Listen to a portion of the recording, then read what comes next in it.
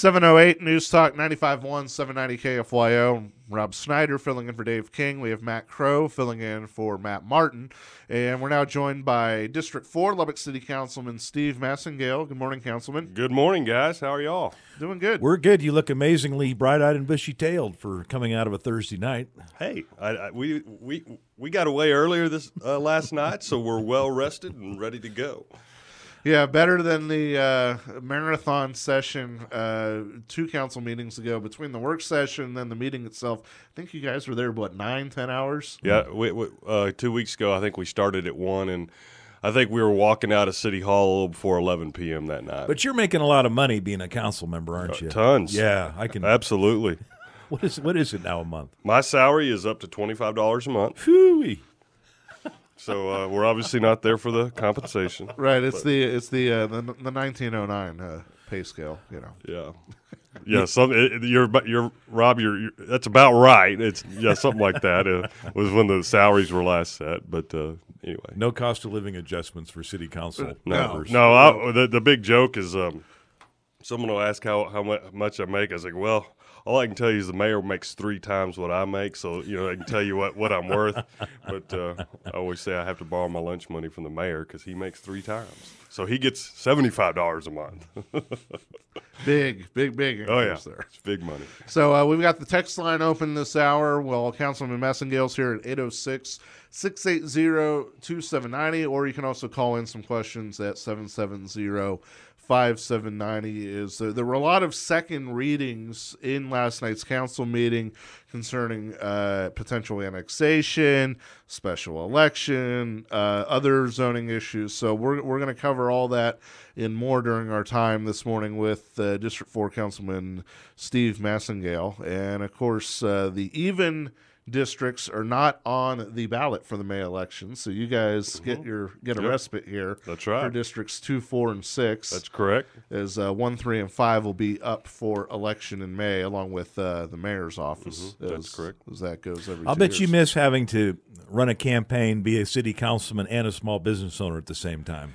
As you guys know, I've run several campaigns. I enjoy the campaign process. Not everyone enjoys it as much as maybe I do. I enjoy getting out and talking about why I'm interested in meeting the people. But campaign or not, it doesn't really matter to me. But. You had a lot to talk about last night. Where do you want to start, Rob? So let's start with ERCOT, since we're in our long segment here. And pretty much immediately after y'all's votes yesterday, the city put out some releases mentioning the stipulations for the proposed ERCOT transition and everything else. And a lot of this is what's already been in the news with the PUC hearings. And I guess my first question to you, Councilman Massengale, is the amount of money involved. You've got the $22 million a year for 5 years, so that's $110 million off the bat, plus another 20-something million to the SPS or SPP. I forget which organization's getting that second lump sum. I mean, at the end of the day, I mean, what are your thoughts on the dollar value there for essentially paying for the ERCOT transition? Sure, that's a great question. First, before I get started, just let me tell you how appreciative I am of the LP&L board and staff. They've done yeoman's work on this, and they've done a great job as we work through this transition that, as you know, has really been going on since before I was on council. Mm-hmm. So the dollars talked about in the stipulations yesterday are large, but I think you have to go back and look at where they started when they started this conversation, and y'all will also recall the debate was to build our own generation, and you remember what the price tag on that, if I recall, was somewhere between $500 or $600 million. So, although these numbers seem large, the way the process has gone, I think we're in a good spot as we transition into ERCOT. It's described as a cost of entry. You have to also realize that electric utilities are a business regulated by the state of Texas, and so that government gets involved, it gets complex. But when you step back and look at the big picture, we're we will be given the opportunity to get transmission revenue, and so that's new revenue that will offset and is greater. We think there's a benefit to that is greater than what those costs are and those payments. So at the end of the day, I'm still pleased where we're at. Now, there's interconnects that are going to have to be built between Lubbock Power and Light onto the actual ERCOT grid. Mm-hmm. I've heard that along the way that there's, I guess, maybe thought to build 2 interconnects. What have those even been priced out yet? That's another great question. We don't know what that cost is, and we don't know how much they're going to allow us to build. Transmission is socialized in ERCOT, so we'd like to build as much of it as possible because the more we build, the greater the transmission revenue comes back to us. Well, and then not just that, but because we're on the edge of the grid, I mean, I would think more interconnects would be better just to prevent brownouts and have redundancy. I mean, it seems like only having two interconnects is kind of rolling the dice if you had an accident or something. Another great point, and being that we're up here in the Panhandle and we're in a place where we generate so much wind power, there's actually, I guess the best way to say this is there's really excess power. And so there's not a big load on the grid up around where we are right now, and so we level out that load as we connect, and that helps ERCOT quite a bit. I've heard it described to me that there's times where there is excess energy, and they might have to pay someone to take it. So I think they're in that regard they're happy for Lubbock to connect and consume the power. One text message just rolled in. What's the time frame for customers to see a rate improvement for their electrical bills? Well, we're still about 3 years off from the transition actually occurring. Right now, the projected date to connect is June of 2021, and so right now, I guess that would be our answer right now. And that's another great point is by the citizen who sent the text message is I haven't looked at any angle on this that doesn't show me reduced cost to the consumer. Now, to what degree that is, I don't know, but ERCOT is the most competitive, effective electric grid in the country. And, it's I went down to the PUC meeting, and a lot of people were paying attention to how we're doing this because we're really plowing new ground on this. There's not municipalities like us that have come in after the fact to ERCOT, so people are watching. And anyway, one of these parties involved came up to me during the hearing. We had a break, and he goes, I bet Lubbock's excited to actually connect to the 21st century grid. So anyway, wow. I think it's all good, and I look forward to it. Now, in your discussions internally with LP&L staff, one of the things that is going to occur out of this is a split with City of Lubbock, where some of the service area in the city limits is actually outside of LP&L and is still with XL and SPS. Have there been any thoughts about putting out maps so people know when this transition occurs? Are you going to be ERCOT or not ERCOT? I haven't had any discussions to that effect. We've obviously been focused on the ERCOT deal. I think you'll see more work done on that as once we get past the PUC hearing. But it's my understanding that I don't know that it's not a geographic area, so. It'll be interesting to see. It depends on if you're connected to the old XL grid or the LP&L grid. Your neighbor across the alley might be on XL, and you might be on LP&L. Well, or even a database. People can go online and check by addresses or something. I mean, you could, but I think everyone should understand that. I think it's everyone's goal, and I don't know what the path of that goal is to do our best to bring competitive power for everybody in Lubbock. You raise a good point because you're a business owner and you spend a lot of time marketing and promoting your business, and as everybody does. Do you think up till this point the city has done a good job of marketing and promoting and explaining to people who live in this area just what is going on with the power grid? I think so. I mean, there's been a lot. If you're someone that pays attention, I think you probably generally understand what's happening. Mm-hmm. I think it's all in the packaging of it. I make a good point, Rob. I think people are visual for the most part, and they want to see if they're affected or not affected. And, of course, it goes right to the rates. But up until now, I think there's been a lot of information put out about it. But it is confusing. Well, it's not just that. I mean, because it's such a long transition, you have new residents and new business owners that are going to come into town that have no idea of the history or anything else, and they're going to want to know, come June of 2021, am I going to have a chance to be on ERCOT and get the competitive rates? And keep in mind, there's a third provider when you look at the city as a whole here. So, if you're on the SPEC side, you're also not included. So, right. And so there's a lot of people that don't understand that. I think back to a citizen we had come talk to us. I don't know, it was a year ago at Citizen Comments or something, but she was on SPEC and she thought SPEC had something to do with her water. Interesting. Wow. And so it just depends on how much you pay attention and how much you understand of the concept, because it does get confusing and it is complex. So a question out of left field, just right quick before we hit the break. With this long process for the ERCOT application and everything else, and because of everything at play, was there ever a consideration for the city to stop annexation processes in this as well, just to have a fixed city limits during anything like this as well? No. Okay. No.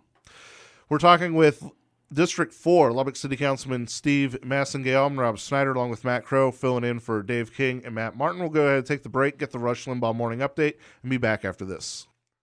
Continuing our discussion with District 4, Lubbock City Councilman Steve Massengale, and in our 5 minutes before we get to the news break, I wanted to discuss it's pretty straightforward with what the City Council did yesterday for the vote for the auditorium and Municipal Coliseum. And I guess, Councilman, your thoughts on putting it up to the voters as far as the future of those two buildings. Obviously, I'm supportive. I think it's time that we include the citizens, and we know we're there because of the way our community decided to build and engage in that real estate transaction back in the 50s. That's been a great building for our community. I mean, I graduated from high school there when there wasn't air conditioning. So you can tell how old I am. I graduated from Texas Tech there, and I know there's a lot of nostalgia associated with that building, but it's lived a great life, but it's outlived its useful life, and it's hard. I can't support continuing to spend $700,000-$800,000 of taxpayer money on it, and I also can't support any further investment in it, especially knowing what new facilities we have coming online in our community. Texas Tech has a use for it. It's not going to be blacktop. They're willing to tear it down, which I think is important. That hasn't been the case between past councils and administrations at Texas Tech. The timing is good. It's time to call the election and let the people speak on the project. Now, have you received any feedback from ABC Rodeo or some of the organizations that do rodeo or dirt events? Absolutely. I have talked to many of the members of the ABC Rodeo. I think it's our desire, and I don't know what the solution is right now, but we think we would need an exposition center in our community. I think it's something that in the part of the world we live in that we could probably could keep it busy every weekend. So, I think there's the intent to find those guys a home. I don't know what that looks like right now, but we'll work on it. Any predictions on the outcome of the vote? I think the citizens will support turning it back to tech. Mm-hmm. Mm-hmm. And I mean, because it'll be, and that's the one thing with how it's set up. It'll end up being pretty straightforward, where it just flips from one side to the other if the voters approve it. Mm-hmm. With all that being said, have you heard any opposition at all from either side on this? I have not gotten any calls of opposition. I think people, when you explain it to them, and it doesn't take long to explain it to them, I think people understand. When you say exposition center, would that type of facility for the future also be able to have, say basketball, hockey, and other regular sports, or do you think it's purely a dirt event center? Well, probably too early to tell, but I think most of the conversations as those occur will probably focus on things that are centered around equine events and that type of thing. Continuing our conversation with Lubbock City Councilman Steve Massengale, we'll go ahead and get a check of news and weather. The KFYO text line open for you at 806-680-2790. I'm Rob Snyder along with Matt Crow here on KFYO Mornings. 736 News Talk 95.1, 790 KFYO. I'm Rob Snyder along with Matt Crow. We're filling in for Dave King and Matt Martin on this Friday morning, February 9th, and we're continuing our discussion with District 4 Lubbock City Councilman Steve Massengale. A text message rolled in during the break from the 781. I agree with you, Councilman Massengale. We need to get the Coliseum back to Texas Tech. Let's get a vote going, which the council did last night. The texter continues, I think it is a drain on our city if indeed we are spending all that money, about $700,000-800,000 a year, to maintain something we have no use for. So that feedback from one of our listeners. When the vote's taken and we all expect it to pass, what's the timeline then when the wrecking ball starts swinging over there? I think if the voters authorizes, I think then, Matt, we sit down and we have conversations with Texas Tech and determine what that time frame is. We need to wait for the vote to see, But I don't really have. I don't think it wouldn't happen immediately. I don't think by any stretch of the imagination. I would think there'd be some thought put into it. I think you might try to see how long you could. Maybe you can get a couple more years for the rodeo. I don't know. But I think you'd have those conversations once you saw a successful vote. And we can raffle off the seats as mementos. Sure. Yeah, that's true. You could try to sell off the seats and the scoreboard, and there is some cool stuff in there, and there's even some stuff hanging around in there from the Cotton Kings time. So there's some people who'll find that stuff valuable. Yeah, because realistically, I would think that as far as the long-term planning on the demo on that, Tech would probably want that done during the summer when when you can keep the students away in the commuter lot and all that good stuff, and have that whole section, have that whole area cordoned off when the time comes. Because you certainly don't want to have any cars nearby and have a chunk of the roof or something fly around and hit somebody's vehicle. If the citizens do support it, I think it'll be fascinating to watch it come down. So there was also a second reading last night, Councilman, for the Guadalupe neighborhood, that zoning change for the retirement village. That passed in. If I remember correctly, there was supposed to be, I think, Matt, maybe you can help me on this, extra outside funding or an incentive or something. If I remembered in the first meeting, there's no incentives on this. This is a multifamily project that's got some tax credit funding with it. Okay, a developer was proposing the zone change. A couple things on that. One is, keep in mind that was a zone change that developer needed to go apply for the tax credits. And, these tax credit projects, sometimes they get associated. People think Section 8 housing, affordable housing. There's a lot of these around town that we're around all the time that we think we don't know are tax credit projects that are very nice projects. That project's going to sit on a piece of property in the Guadalupe neighborhood just north of the Marcia Sharp Freeway. And this was just a zoning case. There's a 1 in 7 chance that this project could go forward, because we know once they move past the zoning, they'll make applications for their tax credits from the state. There's 7 applications in our area right now, and we're pretty sure only 1 will get awarded.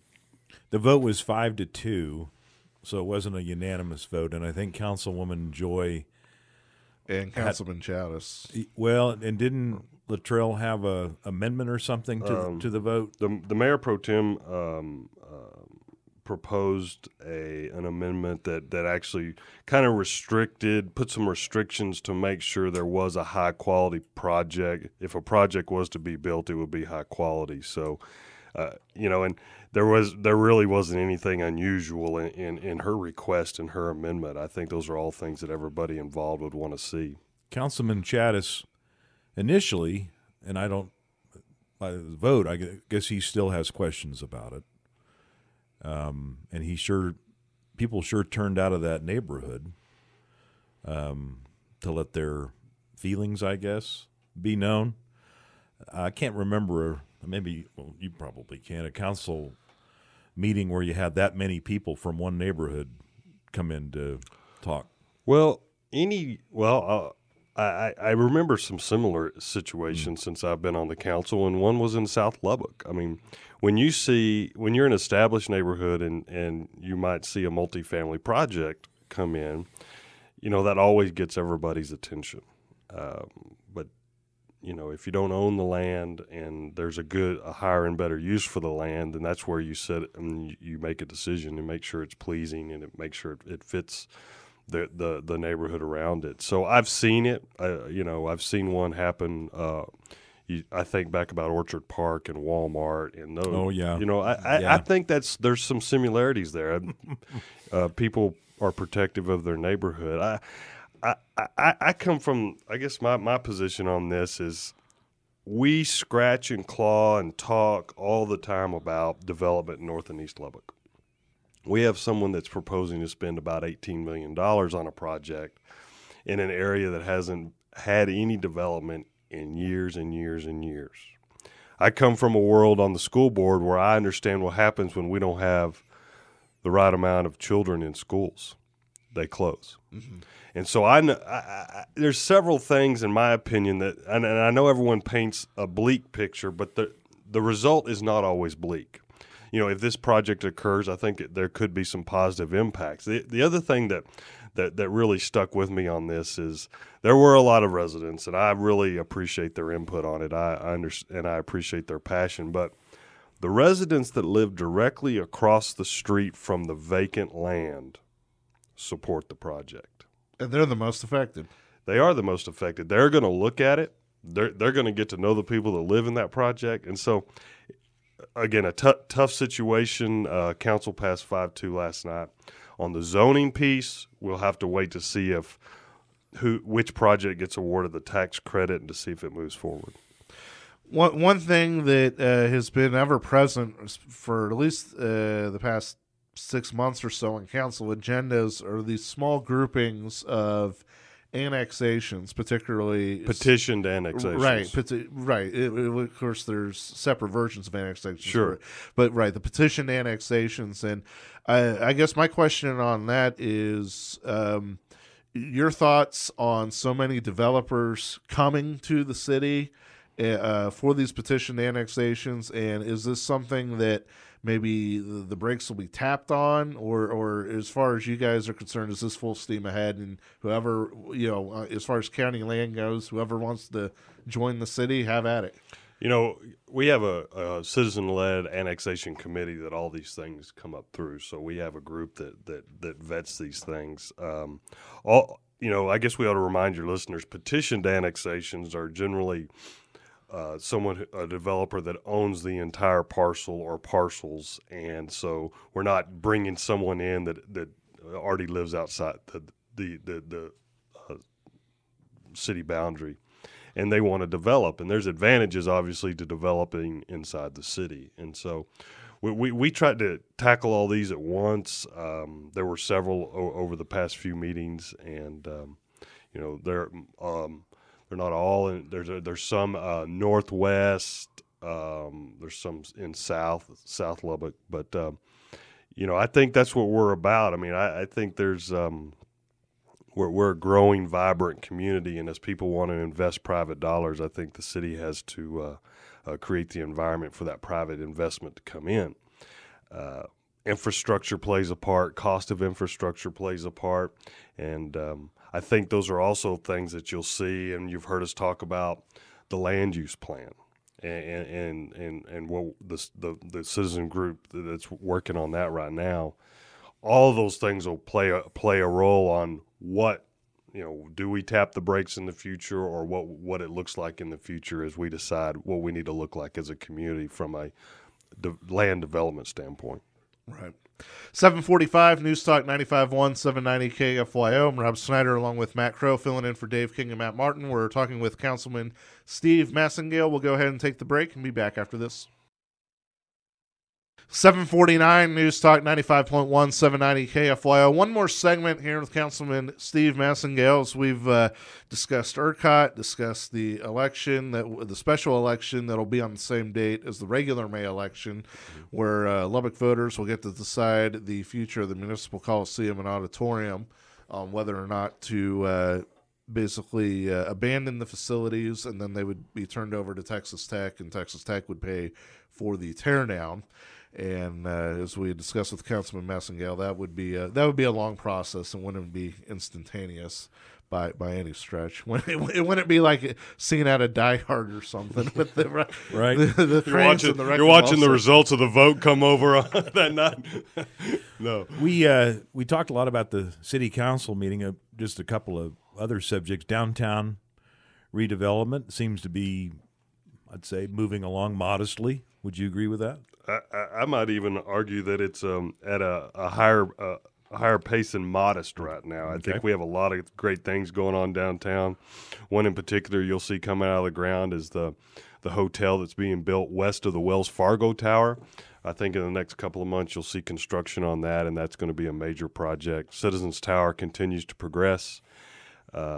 We still expect to move into that on time, and there are many other projects at play down there right now, including, we were talking on the break, the Buddy Holly Center. I think many people are seeing that come out of the ground as they drive down the Marcia Sharp. Right, that's going to be an absolutely massive facility and a great facility.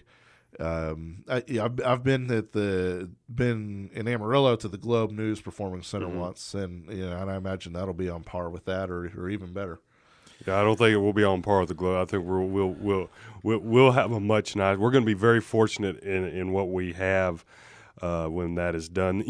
City Council related, in our work session yesterday, we continued our discussions on the Convention Center Hotel project, and I think what we got from Council, although we haven't made a decision that project will occur, I think we'll continue to pursue the feasibility of that project. And so we discussed that in work session yesterday. Now, the city council this is way before your time on council, but made an agreement with the Overton Hotel to be a partner in their the convention center public-private partnership. The TIF was downtown. The Overton TIF was involved. Right, with that part of the Overton Hotel. Would that, as far as long-term planning, is that something that would continue as well, even after that new hotel would be built? Yes. Different but related, somewhat similar. What that looks like from how much public, how much private. Obviously, there's a lot more private investment in this. We'll determine that over the next few weeks and months. The other thing we have to take a hard look at as a council is, if we have a hotel, what does our civic center, does it become a convention center, and what do we need at that facility to make sure that we're availing ourselves of those people that do want to come in and have conventions and trade shows in our community, and because we want them to come spend their dollars in our community. So we don't know what that looks like yet, but you'll see us work on that in the next few months. Yeah, one thing I noticed with the major events at the Civic Center each year is that for the main hall, it's completely filled up. I mean, you've got people with tables, booths, and everything else there. Yeah. We need more exhibit space, and got to be a way to fund it, obviously, and so there isn't a way right now, and so we'll explore all those options. 7:53 News Talk 95.1, 790 KFYO. We'll go ahead and take the break and be back after this. 7:57 News Talk 95.1, 790 KFYO. Rob Snyder, Matt Crow filling in for Dave King and Matt Martin, and we are wrapping up with Lubbock City Councilman Steve Massengale as we were talking a little bit about downtown redevelopment last segment. And Councilman, I think it's good to tell the listeners what you just mentioned about the student housing potentially with the developers expanding in the city, because I don't think most people that are not by tech every day realize how that's continuing to grow in actual downtown. Sure. Right? I mean, with tech's goals, and as tech continues to grow, and I think tech doesn't have any plans to build any more dorms, or that I'm aware of. And so as you look at the private student housing, Overton's consumed. Okay, they're built out. What we've seen is a rumblings from the developers have jumped over Avenue Q and are looking in downtown for student housing, and it's my understanding, more specifically, graduate student housing. So they're coming. And that's part of that chicken and the egg thing with downtown redevelopment. We want a great downtown. We want restaurants and retail, but you got to have people living there. But to have people living there, you got to have restaurant and retail. But we want retail, but you got to have people living there. So you kind of have to, again, you're scratching and clawing, but in 24 months, downtown Lubbock's going to look a lot different. We talked about the hotel project west of Wells Fargo's coming out of the ground, Western Bank's finishing up, Buddy Holly Hall, Citizens Tower. You can go on and on and on right now.